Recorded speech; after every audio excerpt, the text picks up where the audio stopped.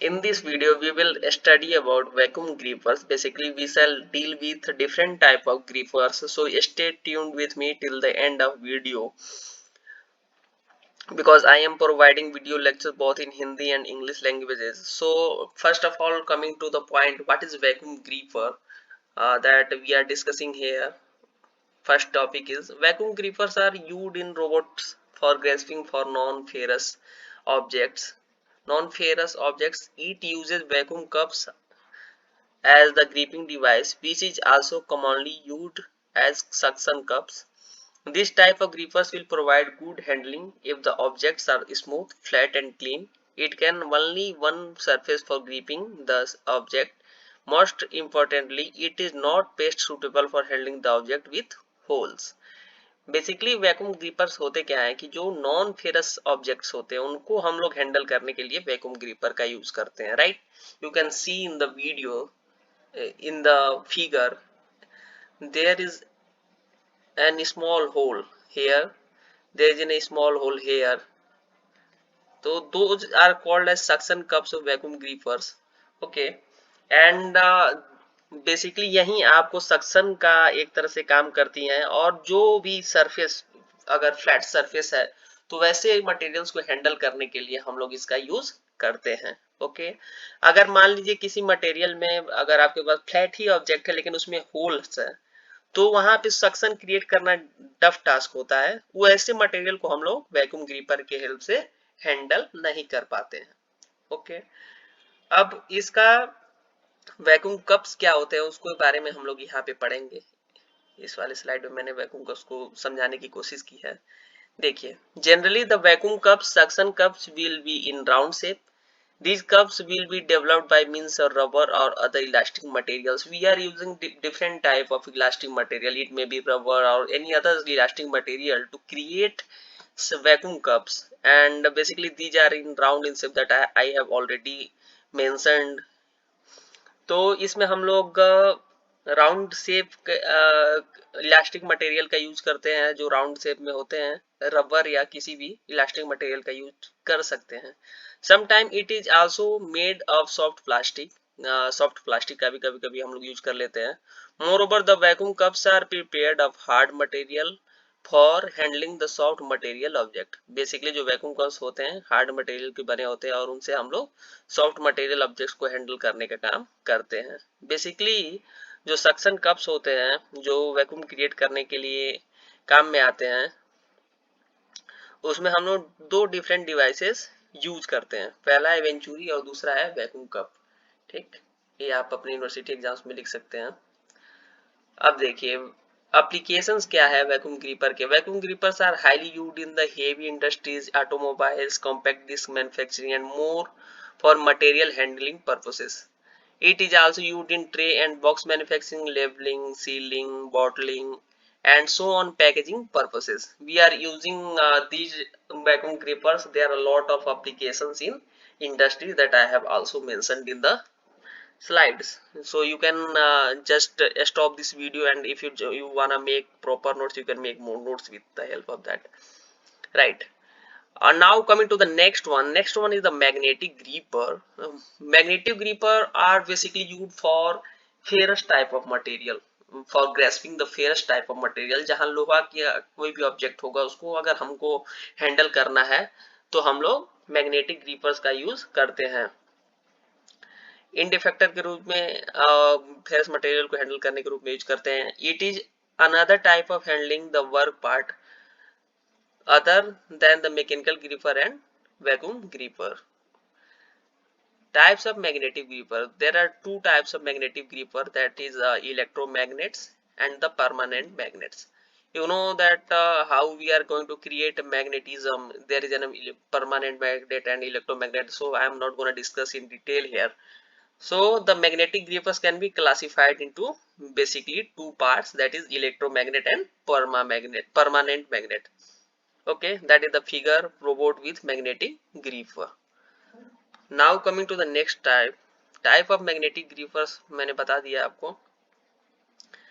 अब इलेक्ट्रोमैग्नेट्स और permanent magnet हम लोग थोड़ा सा डिटेल में भी देख लेते हैं. आप अगर चाहें तो इसको भी नोट्स में ऐड कर सकते हैं। तो सबसे पहले देखते हैं इलेक्ट्रोमैग्नेट। इसमें क्या होता है कि इलेक्ट्रोमैग्नेटिक ग्रिफर्स इंक्लूड एक कंट्रोलर यूनिट, इसमें एक कंट्रोलर यूनिट होता है और एक डीसी पावर होता है जिसका हम लोग यूज करते हैं मटेरियल को हैंडल करने में। This type of gripper is easy to control, काफी इजी होता है कंट्रोल करना, और in very effective in releasing the part of the end of the operation then the permanent magnet. Basically जो इलेक्ट्रोमैग्नेटिज्म हम अगर हम उसको खत्म कर देंगे तो उसकी जो मैग्नेटिक प्रॉपर्टीज जो होती हैं वो खत्म हो जाती है। किसी भी आप लोहे वाले पार्ट को, मान लीजिए स्टील के प्लेट को या किसी प्लेट को, लोहे के प्लेट को आप हैंडल कर रहे हैं और जब उसको रिलीज करना होगा एक जगह से उसके कांटेक्ट में लेके आए, उसमें चिपक गया और दूसरे जगह लेके गए, वहां पे आपको रिलीज कर रहा है, तो रिलीज करने वाला जो ऑपरेशन है एंड पे वो काफी इजी होता है rather than that of permanent magnet. Permanent magnet में आपको उसको छुड़ाना पड़ेगा, राइट। तो ये एक इसका बहुत बड़ा एडवांटेज है। If the work that part grieves is to be released, the polarity level is minimized by the control unit before the electromagnet is turned off। जैसा मैंने बताया आपको कि पोलरिटी लेवल को हम लोग मिनिमाइज कर देते हैं कंट्रोल यूनिट की हेल्प से, और जब तक कि उसका इलेक्ट्रोमैग्नेटिज्म जो है ऑफ हो जाता है, ठीक। This process will certainly help in removing the magnetism on the work part. As a result, a best way of releasing the material is possible in the gripper. So the basic advantage of electromagnets are that it is easy to release the work part. Okay, now coming to the second one, the permanent magnet. We are aware about the fact that what the permanent magnets are. The permanent magnet do not require any sort of external power. There is no requirement of external power. You have just use that permanent magnet and you are using for the handling of any type of ferrous material, right? So there is no need of external power like the electromagnet for handling the material. After the gripper grabs a work part, an additional device called a stepper push off pin will be required to separate the work part from the magnet। जैसे ही आप सामान को उठा तो लेंगे वो अपने आप ही चिपक जाएगा, लेकिन रिलीज जब करना होता है तो उस समय पे हमको एक स्टीपर पुश या ऑफ पिन की आवश्यकता होती है, जिसकी हेल्प से हम लोग सेपरेट करते हैं जो भी वर्क पार्ट है वो मैग्नेट से, right. So this device is incorporated with the slides of the gripper. The advantage of this permanent magnet gripper is that it can be used in hazardous applications like explosion proof apparatus because of no electrical circuit. Moreover, there is no possibility of spark production as well.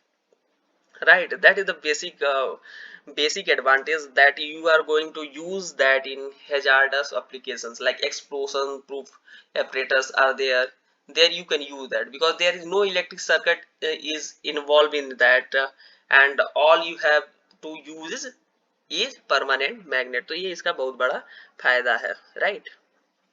उसके बाद magnetic ग्रीपर्स के type हम लोग पढ़ लिए, इसके benefits क्या हैं और इसके ड्रॉबैक्स क्या हैं, इस वाले में हम लोग देखेंगे जी। This gripper only require one surface to grasp the material. एक ही सरफेस चाहिए होगा प्लेट का, अगर एक सरफेस उस पर आपने चिपका दिया, आप दूसरे जगह ले जा करके रख दीजिए, तो एक सरफेस की ही आवश्यकता होती है। The grasping of material is done very quickly. It doesn't require separate design for handling different size of material, right? It is capable of grasping material with holes। अगर होल होंगे तो उसको भी हैंडल कर लेगा, जबकि वैक्यूम ग्रीपर जो होते थे उसमें हम लोग होल को अवॉइड करते थे। तो यहाँ पे एक बहुत बड़ा इसका बेनिफिट है कि अगर होल भी है मटेरियल में तो उसको भी ग्रेस्प करने में कोई दिक्कत नहीं होगा, राइट। ड्रॉबैक्स क्या है? द ग्रीपर वर्क पार्ट है the change of sleeping out when it is moving quickly, right. क्या होता है कि अगर परमानेंट मैग्नेट का भी आप अगर यूज करके मटेरियल को ट्रांसफर कर रहे हो मगर काफी स्पीड के साथ आप कर रहे हो तो स्लीपिंग के चांसेस होते हैं, हो सकता है कि बीच में स्लिप कर जाए और जो वर्क पार्ट है वहीं पे छूट जाए, जिससे कि खतरा हो सकता है। एनी टाइप ऑफ एक्टिविटीज में हैपन जहाँ से आदमी जो वहां पे यूज कर रहा है सामान को उसको खतरा हो सकता है। Sometime oil is in the surface can reduce the strength of the gripper. अगर ऑयल होगा सरफेस पे तो स्ट्रेंथ थोड़ा कम हो जाता है। The machining chips may stick to the gripper during unloading. जो मशीनिंग चिप्स होते हैं क्योंकि मैग्नेट है तो उसमें ग्रीपर में अनलोडिंग के दौरान चिपके ही रह सकते हैं, जिसको छुड़ाने की आवश्यकता होती है, राइट। अब there are basically two different type of grippers are, first one is active gripper and second one is passive gripper. So we will discuss in detail that what is basic difference between them, and how we are gonna deal with that active gripper and passive gripper. Active gripper has feedback sensor. We are using feedback sensor in the active gripper, while in passive there is no feedback sensor, do not have any type of feeding, right? इसमें क्या होता है, sensor में भी on the wrist और the fingers, जो sensor लगे होते हैं वो रिस्ट पे लगे होते हैं या तो फिंगर पे लगे होते हैं, लेकिन इसमें जो पैसिव ग्रीपर में हम लोग, most of the industrial grippers are passive, जितने भी इंडस्ट्रियल ग्रीपर्स होते हैं वो पैसिव ही यूज करते हैं हम लोग. They work on close loop system, but they work on open loop system. Closed loop system is that system in which we are going to use feedback sensors, but in open loop system we are not using any type of feedback sensors. Also called as adaptable gripper, have fixed degree of freedom, they are not too much adaptable. Have many degree of freedom like human hand, number of fingers is also fixed. Costly in comparison to passive grippers, ये cheaper होते हैं. Complicated in design, simple in design. So that is the basic difference between active and passive grippers. If you liked my video, I have a huge respect and a small request with you all. Please like, subscribe and share my YouTube channel so that I can grow and make more informational videos. Thank you guys. Please एक बहुत ही छोटा सा request है कि आप ऐसा कर दें, थोड़ा सा मेरा भी भला हो जाएगा. धन्यवाद.